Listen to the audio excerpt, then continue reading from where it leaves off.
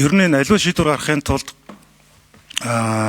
статистик ингээ судалгаануудыг яг л үндэслэлтэд харж хэлэхгүй болохоор бид нар ч бүгдээрээ антропологч юм шиг ингээ янз бүрийн судлаачдын айгүйх зардал цаг хугацаа зарцуулж хийх ажлыг өөрсдийн ажиглалт гэж бодсон зүйлээрээ хууль тогтоогч гэдэг юм уу энэ шийдвэр гаргах явцад яриад байна. Тэр тусмаа энэ хууль зүйн байнгын хорон дээр энэ их зохимжгүй гэж үздэг байгаа. Жишээлбэл ямар жишээ өгдөг вэ гэхээр Америкийн нэгдсэн улсын ерөнхийлөгч болж байгаа улс төрчид жирийн хүнээс хурдан хөгшөрдөг гэсэн ийм одоо хүмүүсийн яриаг нотолж үзэхгээ судалж үзэхгээ судалгаа гаргахаар тийм биш байдаг нотлогддог ч гэдэг юм уу.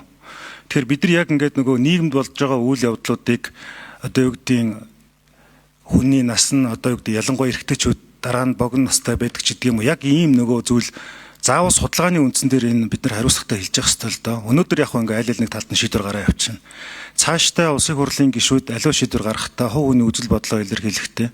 Цаашгүй судалгаан дээр суйрлаж хэлэх ёстой зүйлийг ингээ шууд хувийн итгэл үнэмшил гэдэг нэрийн дор хэлээд байх нь шийдвэр гаргалтанд айгүй хэцүү.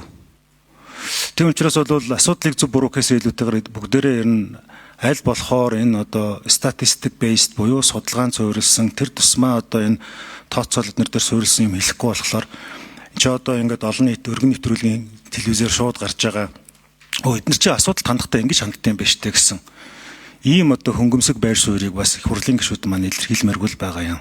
Энэ санааг л хэлэх гэсэн юм.